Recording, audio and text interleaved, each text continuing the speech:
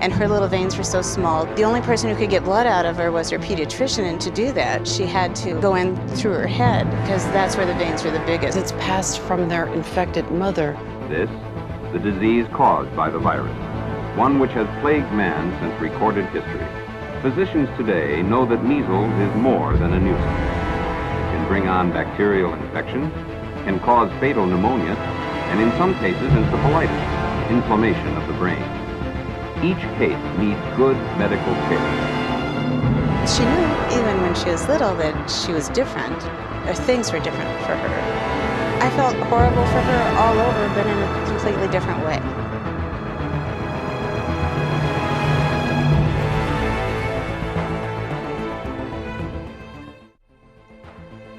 Dapat kita saksikan pemirsa, inilah gambaran atau dampak buruk dari seseorang yang tidak diberikan imunisasi. Tampak berbahaya bukan? Sabar dulu. Ini kan bukan acara berita toh. Ini kan video edukasi. Gimana sih Tan? Iya sudah, maaf. Sudah. Daripada berdebat, mari tahu nggak sudah tunggu nih. Oke. Bapak, mama, kakak, nenek, adik-adik dong semua yang nonton video ini, kamu harus tahu apa itu imunisasi. Jadi, dalam video edukasi yang kurang lebih 10 menit ini, kita akan bahas tentang definisi dan klasifikasi dari imunisasi, mekanisme imunisasi, imunisasi pada bayi dan anak, imunisasi pada ibu hamil, dan credit scan. Oke, yang pertama, definisi dan klasifikasi dari imunisasi. Jadi, imunisasi adalah suatu upaya untuk menimbulkan atau meningkatkan kekebalan tubuh seseorang secara aktif terhadap suatu penyakit sehingga apabila suatu saat dia terpajan dengan penyakit tersebut tidak akan sakit atau hanya mengalami sakit yang ringan. Sehingga sangat penting bagi kita untuk dapat diimunisasi supaya dapat terhindar dari kondisi-kondisi seperti yang telah dipaparkan dalam video opening tadi. Nah, selanjutnya kita akan bahas klasifikasi dari imunisasi. Berdasarkan jenis penyelenggaraannya, imunisasi dikelompokkan menjadi imunisasi program dan imunisasi pilihan. Imunisasi program terdiri atas yang pertama, imunisasi rutin, kemudian imunisasi tambahan dan imunisasi khusus. Nah, imunisasi rutin sendiri terdiri dari imunisasi dasar dan imunisasi lanjutan. Klasifikasi berikut yaitu imunisasi tambahan, di mana imunisasi ini merupakan jenis imunisasi tertentu yang diberikan pada kelompok umur tertentu yang paling berisiko terkena penyakit sesuai dengan kajian epidemiologis pada periode waktu tertentu. Klasifikasi yang terakhir yaitu imunisasi khusus. Imunisasi khusus ini dilaksanakan untuk melindungi seseorang dan masyarakat terhadap penyakit tertentu pada situasi tertentu. Nah, imunisasi pilihan dapat berupa imunisasi terhadap penyakit seperti pneumonia dan meningitis yang disebabkan oleh pneumococcus dan diare yang disebabkan oleh rotavirus influenza. Bagaimana dengan kerja imun dalam tubuh kita? Ya, respon imun pada pertemuan pertama dengan patogen tertentu diinisiasi juga oleh beberapa limfosit yang disebut sel memori. Sel ini akan berkembang dan menggunakan kemampuannya untuk memberikan imunitas jangka panjang kepada patogen tersebut, bahkan seringkali hingga seumur hidup. Inilah yang disebut dengan respon imun primer. Nah, tetapi jika manusia terpajan lagi dengan patogen yang sama seperti sebelumnya, maka sel-sel memori ini akan mengenali antigen tersebut dan memicu sistem kekebalan untuk merespon lebih cepat dan lebih efektif daripada paparan pertama kali. Oleh sebab itu, kondisi ini disebut sebagai respon imun sekunder. Grafik di bawah membandingkan respon imun primer dan sekunder untuk patogen yang sama. Respon sekunder dapat menghilangkan patogen sebelum kerusakan terjadi. Dapat dilihat setelah seseorang terpajan lagi, maka respon untuk mematikan atau menghilangkan patogen tersebut lebih cepat. Selanjutnya, imunisasi pada bayi dan anak. Nah, ini dia nih, jadwal imunisasi terbaru tahun 2020 untuk anak usia 0-18 tahun dari IDAI. Jadwal ini juga penting sekali untuk diketahui oleh mama, bapak, kakak, dong semua yang lagi nonton video ini. Karena apa? Kamu nanya. Iya dong, penting karena kita juga tahu kapan harus mendapatkan imunisasi tepat waktu sehingga imunitas kita lebih kuat untuk melawan virus, bakteri, dan mikroorganisme lainnya. Mari kita bahas beberapa imunisasinya. Seperti yang sudah dipaparkan sebelumnya, imunisasi adalah upaya meningkatkan kekebalan tubuh dengan cara menerima vaksinasi. Vaksin sendiri adalah mikroorganisme yang sudah dilemahkan seperti bakteri dan virus yang dimasukkan ke dalam tubuh kita agar dapat membentuk kekebalan sehingga jika terkena kembali, tubuh kita sudah siap untuk melawan virus atau bakteri tersebut. Baik, pertama kita akan bahas tentang imunisasi hepatitis B. Imunisasi hepatitis B ini diberikan untuk melindungi bayi dengan memberi kekebalan dalam tubuhnya terhadap penyakit hepatitis B. Vaksin HB0 atau hepatitis B terbagi menjadi hepatitis B baru lahir dan hepatitis B umur 18 bulan. Hepatitis B baru lahir diberikan kepada bayi sebelum berumur 24 jam. Jika berat lahir kurang dari 2000 gram, imunisasi ditunda sampai berumur lebih dari 1 bulan. Selanjutnya, vaksin dapat diberikan sesuai dengan usia pada jadwal yang dapat diamati oleh bunda-bunda sekalian ya. Selain itu, terdapat juga vaksin hepatitis umur 18 bulan yang merupakan vaksin lanjutan yang diberikan bersama dengan vaksin DPT. Yang kedua, imunisasi polio. Imunisasi polio ini merupakan imunisasi yang dilakukan untuk mencegah terjadinya penyakit poliomyelitis yang dapat menyebabkan kelumpuhan pada anak. Kalau bunda-bunda ingat video pada opening tadi, itu menunjukkan keadaan anak-anak yang penyakit poliomyelitis. Maka dari itu penting sekali untuk dilakukan vaksinasi pada anak-anak kita. Nah, pemberian vaksin polio sebaiknya diberikan segera setelah lahir. Vaksin ini minimal diberikan 2 kali sebelum anak berumur 1 tahun. Dan selanjutnya dapat diberikan bersama dengan DPT.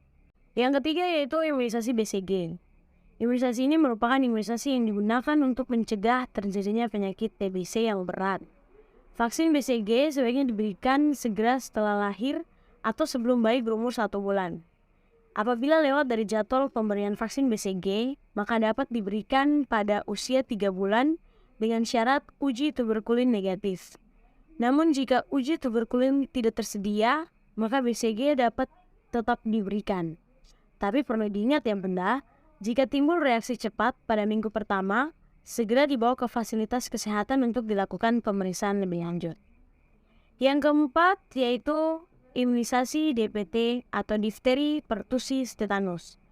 Imunisasi ini merupakan vaksin yang dapat diberikan mulai usia 6 minggu pada bulan kedua, ketiga, keempat, atau kedua, keempat, dan keenam. Booster pertama diberikan pada umur 18 bulan. Booster berikutnya diberikan pada umur 5 hingga 7 tahun. Dan booster selanjutnya dapat diberikan pada usia 10 hingga 18 tahun. Yang kelima, imunisasi HIV. Imunisasi ini adalah vaksin terhadap bakteri Haemophilus influenza tipe B. Imunisasi ini dapat diberikan pada umur 2, 3, dan 4 bulan. Dan boosternya dapat diberikan pada umur 18 bulan. Pada vaksin ini biasanya diberikan bersama-sama dengan vaksin DPT, HB, dan HIV ini sendiri, yang mana ini merupakan vaksin kombinasi. Yang keenam, imunisasi campak. Imunisasi ini merupakan bagian dari imunisasi rutin yang diberikan pada anak-anak. Pada usia 9 bulan, diberikan vaksin MR. Bila sampai usia 12 bulan belum mendapatkan vaksin MR, maka dapat diberikan vaksin MMR. Pada usia 18 bulan, diberikan vaksin MR atau MMR. Usia 5 hingga 7 tahun juga diberikan MR atau MMR. Adapun penambahan 3 imunisasi lagi yaitu vaksin pneumococcal conjugate vaccine atau PCV, kemudian vaksin rotavirus dan vaksin human papillomavirus atau HPV. Vaksin PCV itu bertujuan untuk mencegah penyakit radang paru, radang selaput otak, radang telinga, yang mana itu disebabkan oleh bakteri Pneumococcus. Kemudian vaksin rotavirus itu diberikan untuk mencegah diare berat dan komplikasinya yang disebabkan oleh rotavirus. Dan Vaksin HPV itu diberikan untuk mencegah kanker leher rahim atau kanker serviks pada wanita. Nah, imunisasi-imunisasi yang baru saya dijelaskan itu adalah imunisasi rutin yang terdiri dari imunisasi dasar dan lanjutan. Semua program imunisasi yang menjadi bagian dari program imunisasi rutin itu wajib akan dibebaskan dari tanggungan biaya dalam kondisi atau persyaratan tertentu. Dengan kata lain, gratis ya bunda-bunda. Jadi boleh sekali nih untuk di-download jadwal imunisasi di link yang kami sediakan. Jangan lupa juga untuk membaca keterangan yang terletak di bawah jadwal imunisasi dan perhatikan dengan seksama jadwalnya agar tidak terlewatkan. Oke, next. Nah, gambar berikut ini merupakan gambaran posisi duduk anak yang salah ya bunda-bunda. Perlu bunda-bunda tahu bahwa posisi duduk ini kurang aman karena tangan atau kaki anak dapat bergerak dan dapat membahayakan anak, petugas kesehatan maupun orang tua. Untuk itu dapat dilihat pada gambar selanjutnya. Ini merupakan gambaran posisi anak yang baik saat dilakukan vaksinasi atau imunisasi, di mana tungkai atau kaki anak dijepit di paha ibu, salah satu lengan dijepit oleh ketiak ibu, dan tangan lainnya dipegang oleh ibu. Kemudian anaknya dipeluk agar gerakannya terbatas dan petugas dapat melakukan tindakan. Itulah cara atau bagaimana posisi anak yang aman saat dilakukan imunisasi ya bunda. Nah, karena tadi kita udah bahas banyak tentang imunisasi pada anak, mari kita beralih pada imunisasi pada ibu hamil. Mohon disimak ya. Sebelum kita membahas lebih jauh tentang imunisasi pada ibu hamil, mari simak sekilas tentang konseling prenatal yang perlu diketahui terutama bagi pasutri dan pasangan-pasangan lainnya. Yang pertama, screening universal atau pemeriksaan yang dilakukan petugas kesehatan untuk mendeteksi penyakit infeksi berpotensi terjadi transmisi vertikal seperti HIV, sifilis, hepatitis B, malaria, COVID-19, dan TORCH. Screening ini sangat penting agar jika terdeteksi kita dapat melakukan pencegahan. Selain itu, ada juga screening penyakit yang berpotensi menyebabkan komplikasi saat kehamilan dengan cara melakukan pemeriksaan darah rutin, urinalisis, dan gula darah. Tata laksana penyakit disesuaikan dengan pedoman. Pada infeksi TORCH dan COVID-19 itu dianjurkan sembuh sebelum hamil. Wajib memahami tentang cara penularan dan dampak penularannya, serta bagaimana penanganannya, baik saat hamil, persalinan, dan juga menyusui. Imunisasi aktif dan pasif dilakukan sesuai dengan pedoman kasus masing-masing. Imunisasi harus dilakukan pada pasangan yang berisiko terinfeksi, contohnya hepatitis B. Pola makan dan gaya hidup yang sehat dengan mengkonsumsi asam folat 400 mikrogram per hari atau 4 mg per hari. Jika memiliki riwayat janin dengan neural tube defect atau NTD, dapat dihentikan obat-obatan yang berisiko teratogenik minimal 1 bulan sebelum hamil. Kemudian telusuri riwayat penyakit terdahulu, penyakit keluarga, dan riwayat kehamilan atau persalinan sebelumnya.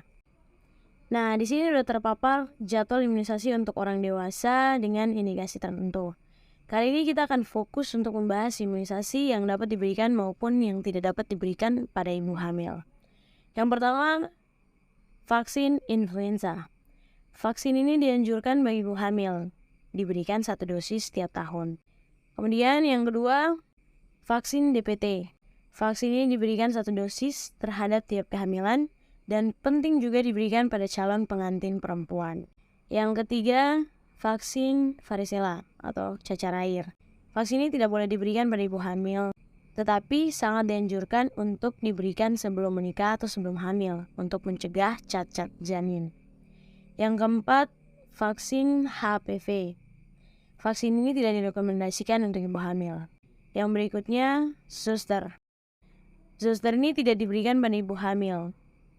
Kemudian measles atau campak, mumps atau gondongan, rubella atau campak Jerman atau yang disebut MMR, itu tidak diberikan pada ibu hamil, akan tetapi dianjurkan untuk pemberian vaksin pada perempuan sebelum nikah atau sebelum hamil. Yang berikutnya pneumokokal polisakarida atau pneumokok usia. Itu diberikan 1 atau 2 dosis dengan syarat diberikan pada orang yang memiliki faktor resiko. Yang berikutnya pneumococcal conjugate. Itu tidak direkomendasikan untuk ibu hamil. Yang berikutnya meningitis meningokokal. Vaksin ini boleh diberikan kepada ibu hamil dengan pertimbangan manfaat yang diperoleh lebih besar dari risikonya. Dan juga dapat diberikan pada ibu menyusui. Kemudian hepatitis A. Vaksin ini diberikan 2 dosis dengan syarat diberikan pada orang yang memiliki faktor resiko. Yang berikutnya hepatitis B. Vaksin ini diberikan 3 dosis dengan syarat diberikan pada orang yang memiliki faktor resiko. Yang terakhir COVID-19. Seperti yang kita ketahui semua bahwa adanya pandemi COVID ini menyebabkan setiap orang perlu untuk mendapatkan perlindungan. Nah, salah satunya dengan vaksin COVID-19. Menurut WHO, ibu hamil tetap bisa divaksin jika manfaatnya lebih besar daripada resikonya. Pemberian vaksin ini direkomendasikan pada usia kehamilan 13 minggu aterem atau cukup bulan. Dan dianjurkan inaktif dan mRNA. Nah, sekarang sudah tahu kan apa saja vaksin yang bisa diberikan dan tidak diberikan pada ibu hamil. Bahkan sebelum nikah atau hamil juga penting untuk tahu buat mencegah kelainan pada bayi baru lahir. Nah, itulah hal-hal penting yang perlu diketahui oleh bapak, mama, kakak, nenek, semua yang menonton video edukasi tentang imunisasi ini.